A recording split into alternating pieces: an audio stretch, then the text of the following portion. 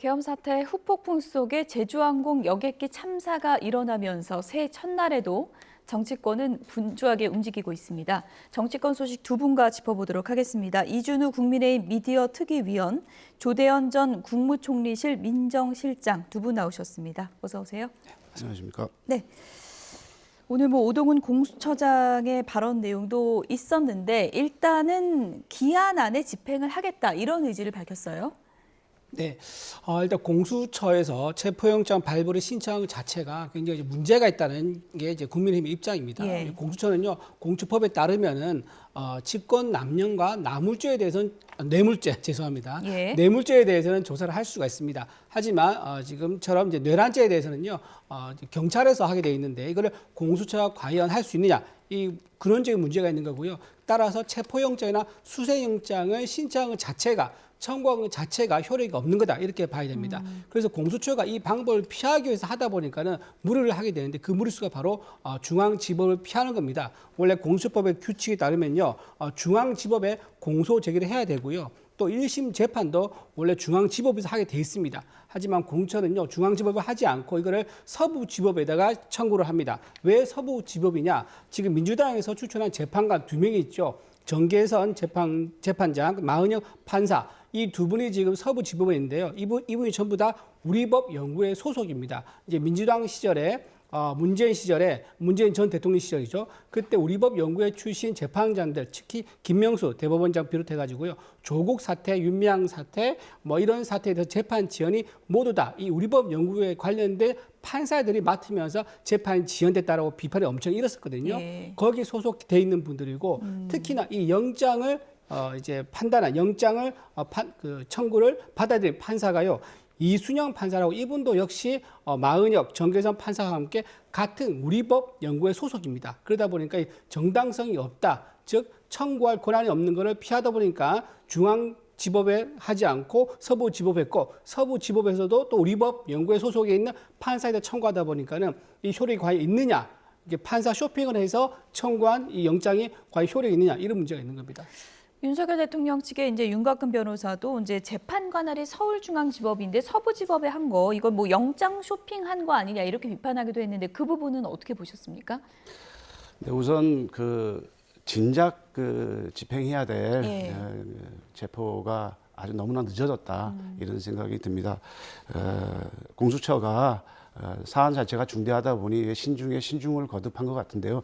사실 제 개인적인 소견으로는 이건 계엄 직후. 그러니까 12월 3일에 그 계엄이 해제된 직후에 이건 내란죄로서 체포를 했었어야 되고요. 적어도 12월 14일 날 가결이 된 직후에 다시 한번 체포를 했었어야 됩니다. 지금 10여 명이 벌써 구속이 돼 있고 그리고 40여 명이 수사를 받고 있습니다. 40여 명 내외가 수사를 받고 있는데 이런 상태에서 내란의 수괴, 즉 우두머리로 지칭이 되는 윤석열 대통령, 정점에 있는 거죠. 내란죄의 정점에 있는 윤석열 대통령을 아직까지 체포하지 않고 있다는 것은 상당히 좀 안타깝고 아쉬운 그런 상황이었습니다. 그럼에도 불구하고 만시지탄이지만 지금에라도 체포영장을 발부한 것은 다행이고요. 오동훈 공수처장이 얘기한 대로 기한 내에 엄중하게 집행해야 된다고 봅니다. 네, 오동훈 공수처장이 새해 첫날 출근길에서 영장 집행에 대해서 이런 얘기를 했습니다. 어떤 얘기했는지 들어보시죠. 큰 소요 없이 진행되기를 바라고 다만 또 그런 사태에 대비해서 경찰과 경찰 인력을 동원하기 위해서 협조를 받고 있습니다. 이미 공문을 보냈습니다. 직권남용 권리행사 방해죄, 특수공무집행 방해죄로 의율할 수 있음을 엄히 경고하였습니다. 네, 이제 기한이 이제 6일까지인데 공수처에서 추가로 이제 소환 조사를 한 번 더 요청하는 결정을 할 것인지 아니면 바로 집행할 것인지 많은 분들이 이제 그 두 갈래 길이 있는 게 아니냐 이런 전망을 했었는데 일단은 집행 쪽에 무게를 둔 것 같죠? 어떻게 보셨어요? 일단 지금 말씀 들어오면은 집행을 하겠다는 의지를 예. 표현한 것 같은데요. 제가 보기에 이제 공수처가 지금 굉장히 마음이 급합니다. 공수처가 설립한 이래 지금 3년 정도가 됐는데요. 아직 예. 성과를 낸 적이 단 한 번도 없습니다. 그러니까 이번 기회에 존재의 이유를 보여야 되다 보니까 집행을 통해서라도 공수처가 어떤 기관이라는 것을 국민들에 보이고 싶은 이제 그런 욕망도 있는 것 같아요. 그런데 문제는 뭐냐면은 제가 보기에는 이 체포영장 청구한 거 있지 않습니까? 이거를 수용하지 못하는 시민들이 많은 것 같아요. 그러다 보니까 지금 서부지법에 가면요 근조 화환이 쭉 날돼 있고, 그다음에 대통령 관저에 시민들이 모여서 체포영장 집행된 거를 막으려는 시민들이 자발적으로 좀 많이 나와 있는 상황이라고 합니다. 그렇다 그러면 공수처가 경호처에 대해서 할 얘기가 아니라 먼저 시민들과 맞부딪힌 이 상황을 먼저 고민해야 될 것 같아요. 그 시민들을 어떻게 뚫고 들어가서 집행하려 하느냐, 이 문제도 지금 가장 큰 문제가 아닌가, 그 문제 생각이 될 것 같습니다. 네, 앞서도 저희가 취재 기자 연결해서 관저 앞 상황을 좀 보여드렸는데 지금 시민들, 그러니까 좀 반대되는 의견을 가진 시민들이 지금 대치하고 있는 그런 상황이거든요. 이런 상황에서 영장을 집행한다는 게 공수처도 좀 부담이 될 수밖에 없는 그런 상황인 것 같은데 어떤 방법을 택할 거라 보십니까? 뭐 공수처나 또 집행을 해야 되는 여러 경찰이나 여러 기관들이 다 부담을 느낄 수밖에 없는 상황이죠. 근데 오늘 조금 전에 들어오기 전에 뉴스가 하나 나왔는데 보니까 이 체포영장에 정확하게 명시를 했답니다. 그 내용이 뭐냐면 형사소송법 110조, 111조를 이 경우에 적용할 수 없다라고 명시를 했다라는 얘기입니다. 이 얘기는 무슨 얘기냐면 여기가 이제 대통령실이나 또 대통령이 있는 곳이 군사보호시설이라는 이유로 지금까지 수색영장을 거부해 오지 않았습니까? 이제 그런 논리로, 그러니까 그것을 자꾸 그 법조항을 핑계로 삼아서 수색이라든가 이런 걸 거부해 왔기 때문에 그걸 명확하기 위해서 이번 체포영장에는 아예 그걸 명시한 거죠. 즉, 지금 대통령이 관저가 됐든 대통령실이 됐건 이 부분을 들어가서 체포를 하거나 또 수색을 하거나 하는 것은 지금 군사시설 보호라는 명목으로 거부할 수 없다는 것을 명확히 한 것입니다. 그래서 만약에 이 부분에 대해서 진입을 해서 체포를 하거나 했을 때에 특수공무집행방해도 적용된다는 것을 공수처장이 분명히 다시 한번 밝혔고요. 만약에 문을 걸어 잠그거나 이렇게만 해도 이것은 집행방해고요. 또 만약에 들어가는 집행하는 인력에 대해서 물리력을 행사한다 그러면 폭행이고 폭력입니다. 그럼 굉장히 중대한 공무집행 방해 중에서도 상당히 중대한 처벌을 받을 수 있는 사안입니다. 그렇기 때문에 지금 두 가지를 얘기했지 않습니까? 적법한 절차로 경호 조치를 하겠다 그랬는데 참 애매합니다. 보는 사람들도 이것이 과연 무슨 뜻인가 이렇게 좀 헷갈릴 정도로 적법하다면은 영장을 집행하도록 협조하는 게 적법한 겁니다. 반대로 또 경호 조치를 하겠다고 얘기를 하는데 이 법에 의해서 영장을 집행하는 것은 불법적으로 대통령께 위해를 가하는 일이 아니거든요. 그렇다고 한다면은 경호에 해당되지 않습니다. 그렇다고 본다면은 당연히 순리에 따라서 협조를 해야 된다고 봅니다. 그런 과정에서 우리 시민들이 양진영으로 나눠서 이렇게 격하게 부딪히고 있는데 이런 부분에 대해서 오히려 대통령께서 명확하게 하고 스스로 출석하는 것이 지금이라도 좀 피해를 줄이는 일이 아닐까, 그리고 논란을 줄이는 일이 아닐까, 저는 그렇게 생각합니다. 그런데요, 2004년에 한학갑 전 민주당 대표가요 10억 불법 정치자금 수수 때문에 검찰에서 체포하려고 했었습니다. 그 당시에 지지자 200명 정도가 막아서서 결국은 집행을 못하고요 불구속 기소를 한 적이 있습니다. 200명 정도의 지지자한테서도 체포영장 집행을 못했는데 지금 관저 앞에는요 수십만 명 정도가 모여있다 그러거든요. 이거 무슨 방법으로 집행할 수 있겠습니까? 만약에 이거를 이제 무리해서 전 민주당 대표였던 한학갑 대표와 달리 무리해서 뚫고 간다 그러면 이건 오히려 더 형평성 문제, 공정성 문제가 생길 수도 있다 말씀드립니다. 예. 어쨌든 공수처에서도 이제 소요 없이 좀 집행을 하는 방법을 고심하고 있다라고 했는데 윤 대통령 측에서 지금 상황에서는 자진 출석이라든지 이런 결단을 내릴 가능성은 없다고 보십니까? 어떻게 보십니까? 저는 사실 그 가능성은 없다고 보는데 적어도 최소한의 양심으로 국민들 앞에 당당하게 맞서겠다라고 얘기했다면 그때 분명히 얘기했거든요. 수사든 탄핵 심판이든 당당하게 임하겠다고 얘기를 했습니다. 그렇다면은 지금 본인의 처음에 그런 말을 한 약속을 지켜야 되는 것이고, 그리고 국민들이 지금 말한 것처럼 물리적 충돌로 인해서 불상사가 발생하는 경우에 대한 최소한 배려라면은 스스로 걸어 나와서 지금이라도 빨리 수사에 임하는 게 옳다고 봅니다. 예. 어떻게 보세요? 자진 출석 가능성 없다고 보십니까? 네, 제가 보기에는요 이미 변호인단에서 몇 번 얘기를 했습니다. 헌재에서 우선 다뤄줘야 한다. 헌재에서 받고 있는 게 탄핵 심판 아니겠습니까? 탄핵 심판된 이후에 형사로 넘어가야 된다. 왜냐하면 박근혜 전 대통령 선례가 있습니다. 박근혜 전 대통령도 헌재에서 그 당시에 강요죄, 뇌물죄 포함해서 헌재에서 다뤄지고 탄핵이 인용됐거든요. 그런데 그다음- 이건 내란 혐의니까 좀 다르다 이런 또 시각도 많지 않습니까? 법 위반 사실은 똑같죠. 예. 형사 둘 다 그때도 형사였고 지금도 형사입니다. 내용에 따지면 이제 내란이냐, 그때는 강요한 뇌물죄냐 이런 거였는데 법이라는 그 의미에서 똑같은 거죠. 그래서 형사적인 의미에서 지금 문제가 되는 것은 헌재가 먼저 인용한 이후에 다뤘던 선례가 있기 때문에 그 선례에 따라야 한다는 게 지금 대통령 측 입장인 거고 예. 그래서 지금 윤곽근 변호인이 헌재에다가 권한쟁의 신청도 하고 체포영장 효력 정지 가처분 신청했거든요.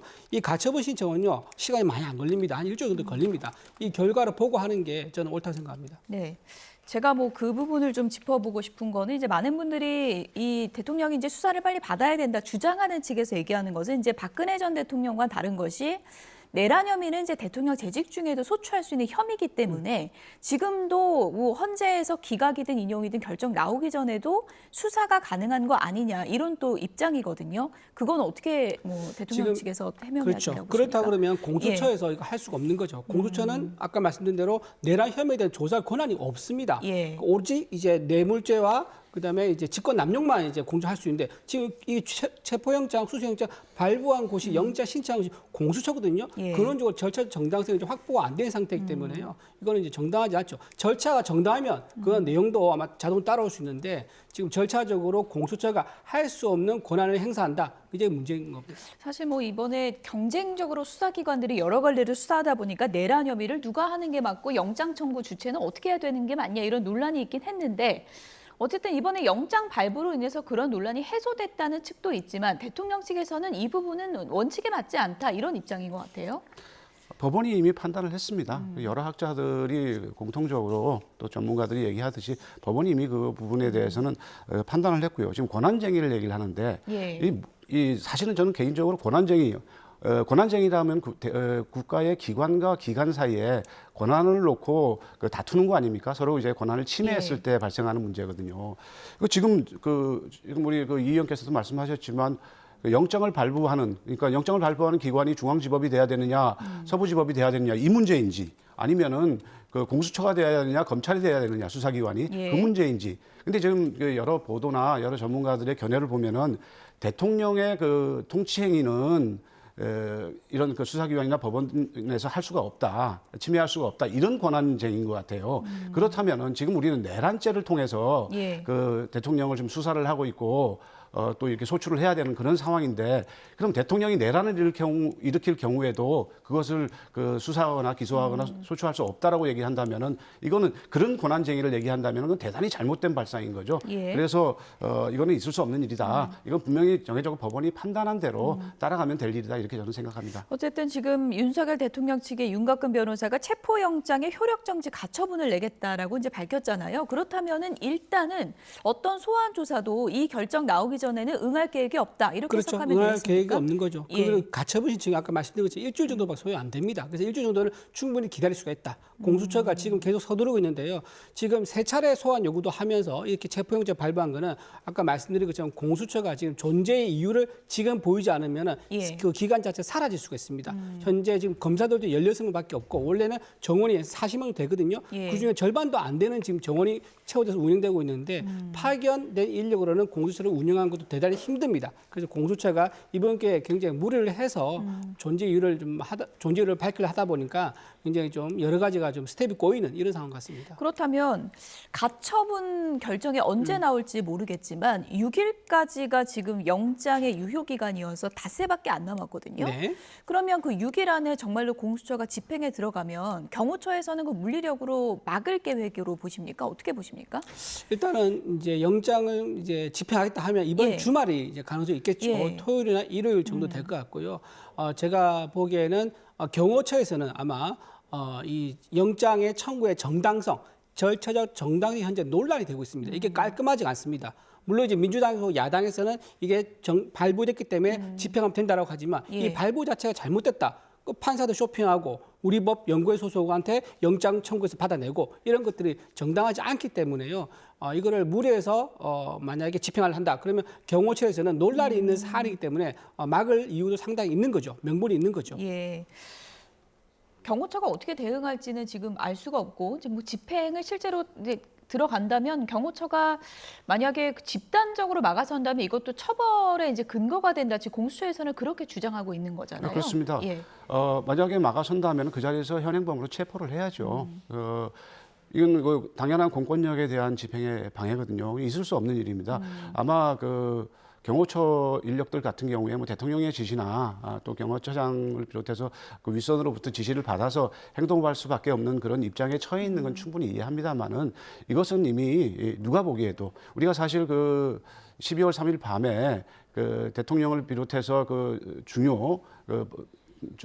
중요 임무를 수행했던 그 국방부 장관을 비롯한 사람들이 엄중한 명령을 내렸음에도 불구하고 현장에서 움직이는 병력들이 사실은 그래도 그동안의 역사 교육도 받고 이런 것들이 영향이 있다고 보는데 소극적으로 움직였기 때문에 그런 원인도 작용해서 계엄이 해제되는 데 좀 도움이 됐다고 보거든요. 나는 경호처 인력들도 당연히 법을 아는 사람들인데 이런 사람들에게 그런 무리한 요구를 해서는 안 된다고 생각을 하고요. 다시 한번 말씀드리지만 지금 그 대통령께서는 지금이라도 제발로 걸어나와서 수사에 임하는 게 최소한의 양심으로 국민들을 배려하는 길이다 이렇게 생각을 합니다. 근데 만약 경호처가 만약 이번에 문을 열어주지 않습니까? 예. 그러면 앞으로 이런 일이 계속 반복될 겁니다.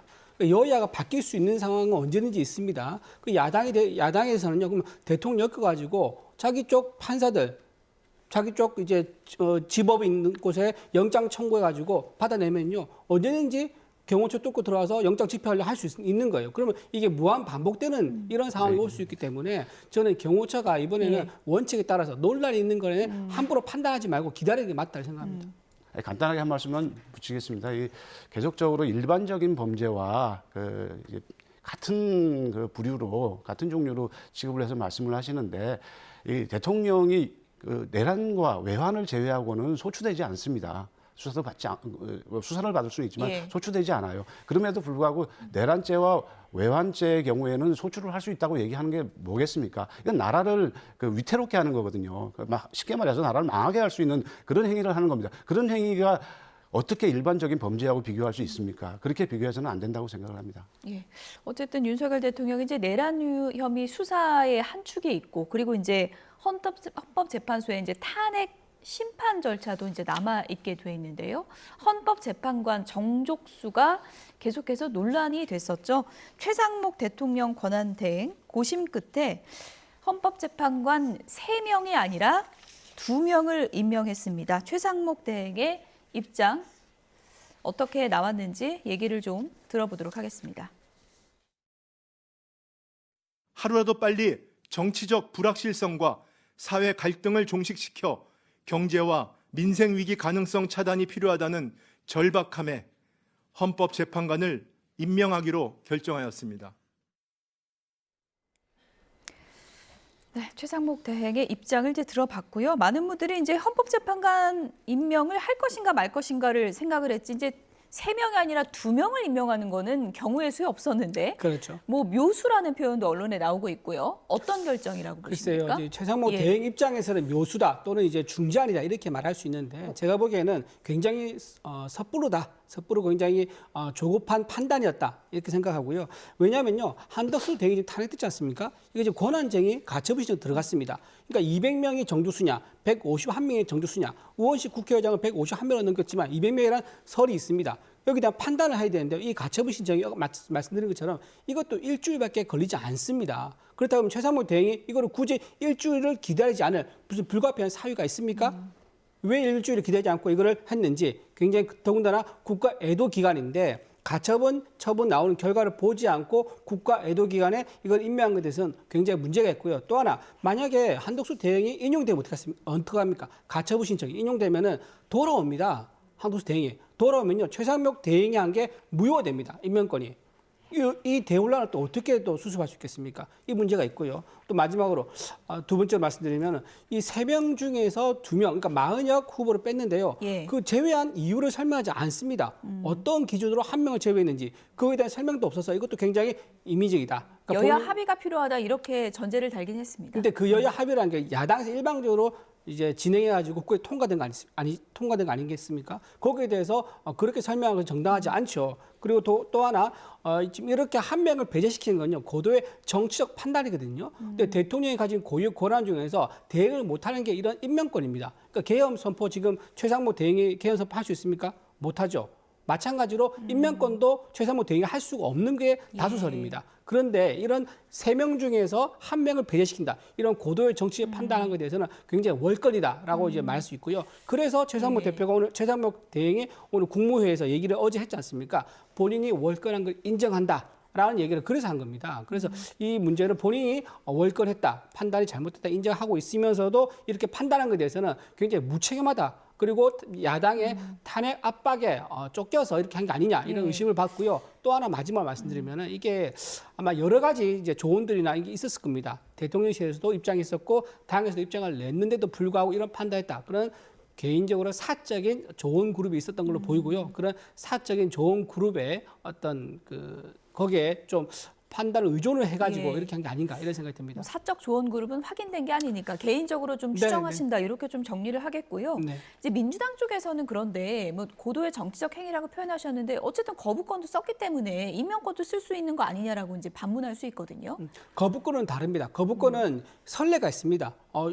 지난번에 고건 총리부터 해가지고 이제 황교안 권한 대행인데요.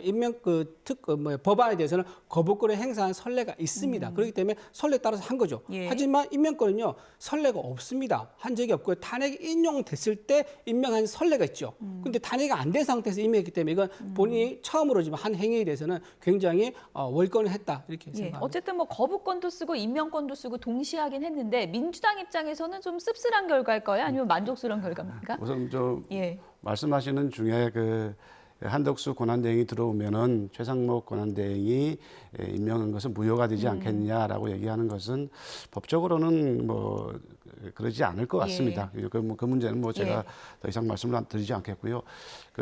뭐 묘수다 이런 얘기를 하는데 사실은 이제 기계적 균형을 맞춘 거 아니냐 뭐 이런 얘기도 있죠.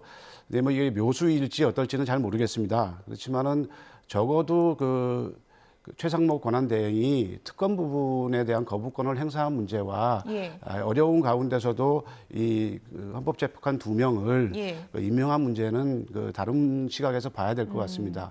왜냐하면 지금 이제 최상목 대행이 우리나라 이제 경제부처의 수장으로서 경제 문제를 가장 고민을 한 것 같습니다. 이미 이것이 법적으로 어떠냐 이런 문제는 더 이상 얘기하고 싶지가 않을 정도로 많은 얘기를 했고요.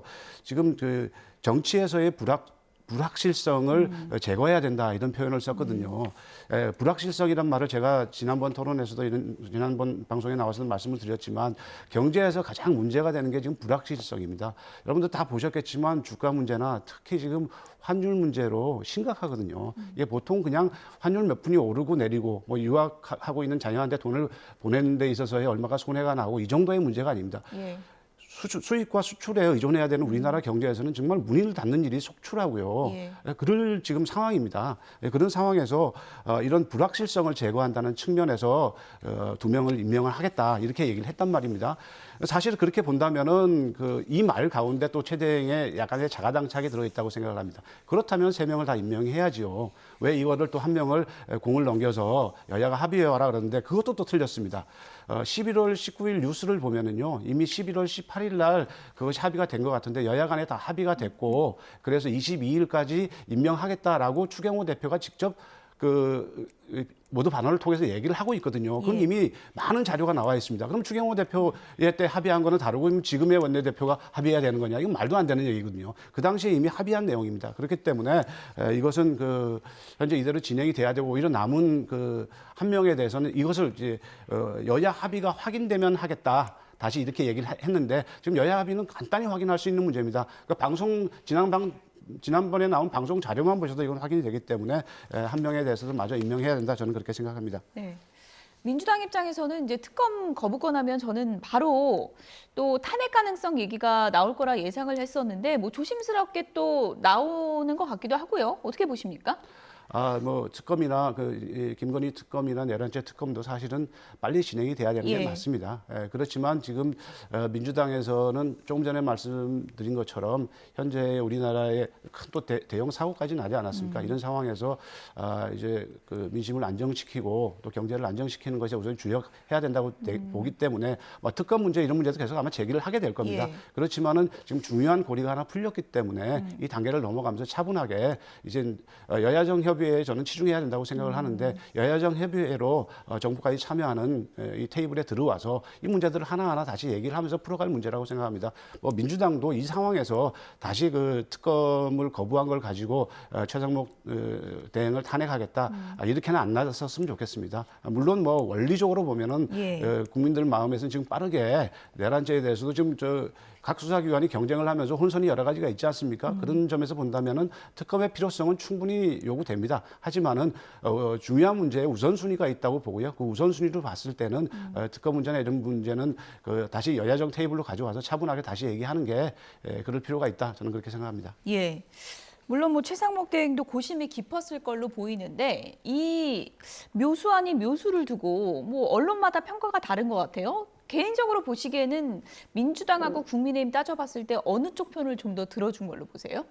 뭐 어느 쪽 편을 들었다 이렇게 예. 얘기하기는 어렵고 아까 말한 것처럼 아마 전 권한대행인 한덕수 권한대행의 밝힌 입장이 있는 겁니다. 예. 그 입장이 있기 때문에 그 입장도 무시할 수가 고려를 해야 하고, 없고, 예. 할 수 없고 또 야당의 예. 요구도 무시할 수 없고 또 무엇보다도 지금의 경제 사회적인 상황 이런 상황 그리고 더구나 대형 사고를 접한 이 국민들의 불안감 이런 것들을 모두 감안했을 때 고육지책으로 나온 게 아닌가 판단이 들고요.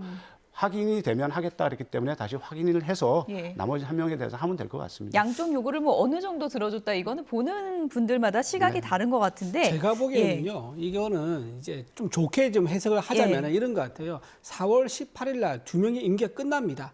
그러면 어떻게 되죠? 4명으로 줄어드는 거잖아요. 6명에서 그렇죠. 4명으로. 그래서 지금 8명을 만들어져 가지고 4월 18일 이후에 2명이 나가더라도 6명이 될 수 있는 체제를 만들어주고 한 게 아닌가라는 정도로 이제 좋게 생각하면 예. 그렇게 생각할 수 있을 것 같아요. 6인 체제로라도 계속 갈 수 있게 그렇죠. 4월 이후에도 네네. 그렇게 지금 생각을 한 것 같다라고 왜냐하면 이게 지금 해주셨고. 헌재에 예. 가면은요, 지금 증인이 굉장히 많이 나올 겁니다. 왜냐하면 지난번에 노무현 전 대통령과 박근혜 전 대통령 보면 헌재에서 심리가 7번, 17번 열렸거든요. 예. 근데 그때 사안은요, 증인이나 증거가 굉장히 심플한 편이었습니다. 하지만 이번 사안은요, 관련자 되게 많습니다. 한 40명 정도 된다고 볼 수 있거든요. 그렇다고 하면 윤석열 대통령 입장에서는 그 증인들을 직접 불러가지고 하나하나 본인이 왜 계엄을 선포할 수밖에 없었는지를 다 입증을 해야 될 의무가 있고요. 헌재에서는요, 피청구에 대한 또 호소라든가 설명을 들을 의무가 있습니다. 그러다 보면 180일을 꽉 채우거나 넘길 가능성이 있기 때문에 아마도 그때 가서 이제 헌재 재판과 2명 임기가 끝나면은 이제 4명 체제가 되는 걸 막기 위해서 아마 6명을 만들려고 했던 거 아닌가 이렇게 좋게는 생각해 볼 수 있을 것 같아요. 예. 언론 보도를 보니까 국무위원과 국무회의 참석자들이 이제 국무회의 이후에 간담회에서 최상목 대행에 대해서 왜 독단적으로 결정하느냐, 우리랑 왜 상의를 안 했느냐, 뭐 이런 항의도 좀 있었다고 그러더라고요. 그렇죠. 많은 분들이 항의했다 그러더라고요. 몇몇 장관 정도는 이제 벌 입장을 안 냈지만은 예. 많은 분들이 항의하면서 나 이 자리에서 사의하겠다라는 말까지 오갔고요. 고소도 오갔고 그러다 보니까 최상목 대행도 그럼 나도 상의하겠다라고 하면서 국무회의가 굉장히 좀 격앙된 분위기가 있었다고 합니다. 그런데 지금 최상목 지금 대행이 그래서 하는 얘기가 내가 지금 월권한 걸 인정한다라고 말하면서 사의 표명했다는데 아마 지금 사의가 사실 될 수가 없는 게 만약에 권한 대행이 또 사의하지 않습니까? 그럼 예. 그 다음으로 대행이 넘어갑니다. 넘어가게 되면 이게 14명 체제가 되는데 13명 되죠. 그러다 버리면요. 야당에서 3명, 4명만 더 탄핵시켜버리면요. 국무회의 최소 의결 정도수인 11명이 안 채워집니다. 예. 10명이 되는 거죠. 그런데 뭐 예. 어떻게 되냐면 국무회의 자체가 열리지 않습니다. 즉 국회에서 통과되는 모든 안건이 자동으로 공포가 돼요. 그러니까 예. 이런 상황까지는 무책임하게 만들 수 없는 상황이기 때문에 사의에 대해서는 뭐 격앙된 불의에서 나올 수도 있지만 예. 실제 사의에 대해서는 굉장히 좀 조심스럽지 않을까 생각합니다. 그게 그냥 뭐 그 분위기 속에서 나온 얘기인지 최상목 대행이 사퇴를 각오하고 있다 이런 얘기를 했다고 지금 언론 보도가 나오고 있거든요. 그건 어떤 의미에서 한 얘기라고 보세요? 당연히 국무위원들은 그 계엄 직후에 그 사태를 수습하기 위해서 당연히 전원 사퇴했어야 옳습니다. 예. 근데 상황이 그렇지 못하기 때문에 지금 뭐 사실 뭐 선의로 본다면은 국무위원 누구라도 이 상황에서 국무위원을 하고 싶겠습니까? 이제 그런 점에서 하는 얘기라고 생각을 하고요. 지금 그거보다는 이제 국민의 지금 그 국가의 상태라든가 국민의 그 심정을 생각을 하는 게 우선이죠.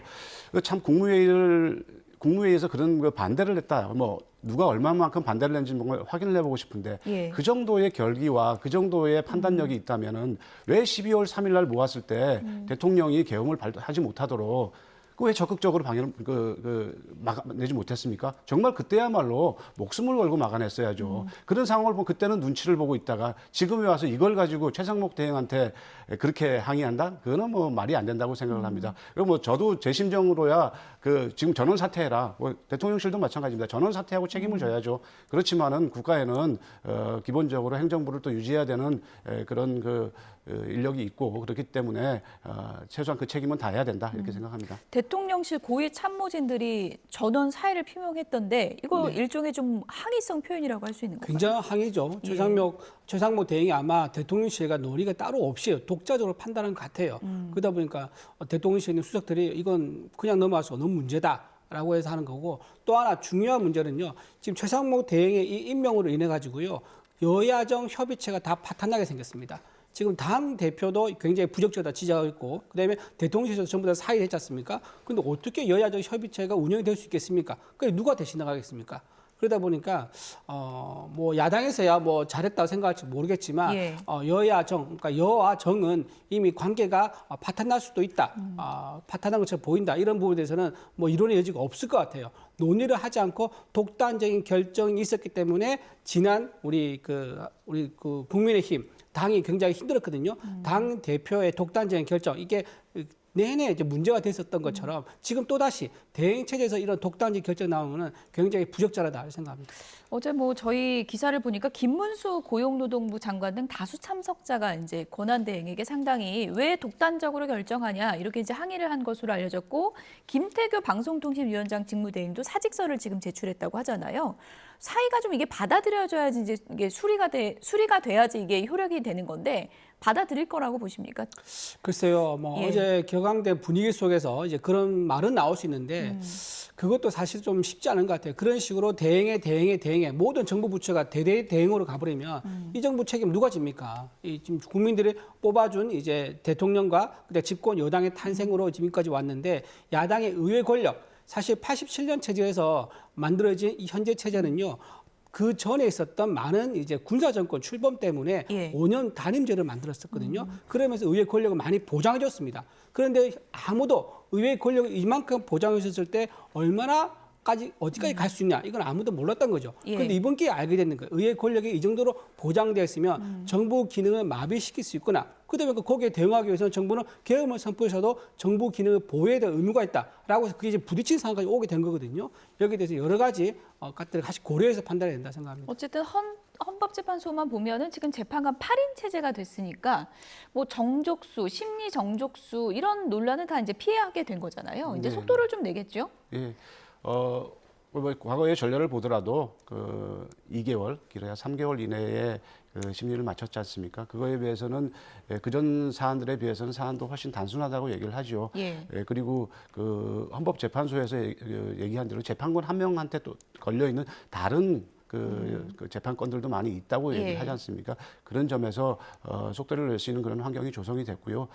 이것이 또한 국민이 원하는 바라고 생각을 합니다. 빠른 시간 안에 그런 그 국민이 원하는 그런 판단을 해주기를 바랍니다. 네. 어쨌든 윤석열 대통령 측에서는 지금 뭐 합법적인 수사 절차만 응하겠다 이런 입장을 밝힌 상황인데, 어쨌든 헌법재판소 심리가 시작되면 이 절차에는 성실하게 임하겠다 이런 뭐 입장인 예, 거죠? 헌법재판소의 심리는 이제 성실히 임하겠다. 변호인도 구성이 다 된 것 같아요. 그래서 거기에 대해서는 이제 성실하게 임하는데, 다만 말씀드린 것처럼 형사법에 대해서는, 형사소송 재판에 대해서는 전례에 따라서 탄핵 판단 이후에 받는 게 맞다라는 이제 그런 입장인 거고요. 예. 그리고 지금 야당에서 지금 29번의 탄핵 소추안을 발의했지 않습니까? 이런 상황에서 사실 대통령이 굉장히 할 말이 많습니다. 그리고 직접 변론할 가능성이 높습니다. 과거에 노무현 전 대통령이나 박근혜 전 대통령은요 직접 변론한 적이 한 번도 없습니다. 근데 이번에 헌재에 나가게 되면 윤석열 대통령이 직접 변론할 걸로 예상이 되기 때문에 그렇게 빨리 끝나지 않습니다. 아마 3개월 내에 끝나지 않을까 예상하셨는데 제가 보기 180을 넘을 수도 있다라고 생각합니다. 어떤 것 때문에 그 기간이 아까 걸린 거죠? 증인 때문에 그런 그렇죠. 건가요? 증인이 한 40만 명 되는 예. 데다가 대통령이 직접 변론을 하게 되면은요 아무래도 당사자인 통수권자인 당사자가 해야 할 말을 충분히 들어줘야 됩니다. 예. 그러다 보면 아무리 집중 심리를 한다 하더라도 일주일에 2번 이상 하기 힘들거든요. 2번, 3번 넘어가면 다음 재판 준비하기 힘들기 때문에 집중 심리에도 일주일 2번입니다. 그러다 보면 아마 재판이 180을 넘길 수도 있다 이런 생각합니다. 윤석열 대통령 측에서 이렇게 윤석열 대통령이 직접 나와서 발언을 하겠다. 그리고 이것을 생방송까지 원한다라고 입장을 밝힌 건 본인이 그렇게 직접 나서서 발언을 하는 것이 뭔가 좀 여론을 돌려놓는다든지 어떤 법적인 부분에서는 뭐 승산이 있다. 이렇게 뭐 자신감을 보이는 건가요? 어떻게 그렇죠. 봐야 됩니까? 일단 법적인 부분하고 여론 예. 다 이제 관련 있는데요. 법적으로는 아까 말한 것처럼 대통령이 가지고 있는 법에 보장되어 있는 권한을 썼다. 이게 정점이 되거든요. 예. 그럼 법에 보장되어 있는 권한을 하더라도 그 권한 행사할 때 판단이 옳았느냐. 이거는 이제 현재 따져야 되는 거고 또 하나 여론을 보면요. 현재 지금 대통령이 그때 대국민 담화를 4번 정도 발표했습니다. 그때마다 조금씩 여론이 달라지고 있습니다. 그리고 지금도 오늘 보면 신년 여론조사 많이 나왔지 않습니까? 의회 권력에 대해서 많은 국민들이 민주당에 대해서 공감하고 있느냐. 이거는 오늘 여론조사 결과 보면 알 거예요. 민주당과 국민의힘이 상당히 유사하게 나왔거든요. 그런 것에 대해서 아마 야당도 생각하고 있는 게 있을 거고요. 야당에서는 계속 이제 내란 수계라는 단어를 단정적으로 쓰는데요. 저는 이게 굉장히 부적절하다고 생각합니다. 이재명 대표가 지금 12개 혐의로 5개 재판받고 있고 하나가 지금 유죄예요. 유죄인데 우리가 지금 그거 가지고 지금 뇌물 당사자, 당선 무효자 또는 경기도 공급 유용자 이렇게 말하지 않지 않습니까? 이제 혐의에 대해서 너무 단정적으로 표현한 건 적절하지 않다 생각합니다. 예. 두 분께 끝으로 이 얘기 질문을 좀 드리면서 마무리를 좀 하겠습니다. 지금 뭐 계엄 사태와 항공기 사고로 아주 심란한 연말을 지나면서 나라가 상당히 좀 혼란스럽고 그리고 이제 슬픔에 빠져 있는 분들도 상당히 이제 그런 많은 상황에서 새해를 맞게 된 건데요. 지금 일단 윤석열 대통령의 강제 수사가 가시화돼 있는 그런 상황이고 헌재 심리는 이제 좀 속도를 낼 것 같은데 이런 상황에서 윤석열 대통령이 지금 어떤 결단을 하는 게 좀 중요하다고 보십니까?